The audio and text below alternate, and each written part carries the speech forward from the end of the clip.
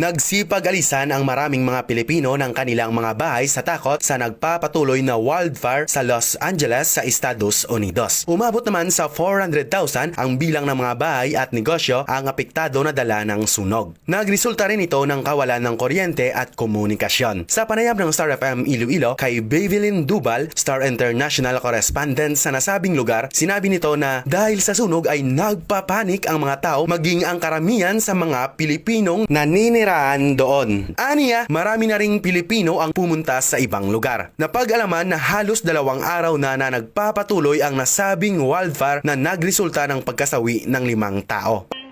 Yun, lahat pumupunta ng ibang states na yung mga ibang Filipinos dito. Kinocontain pa rin nila yung fire pero as of now, uncontrollable pa rin nauubusan sila ng tubig, pabalik-balik sila sa dagat.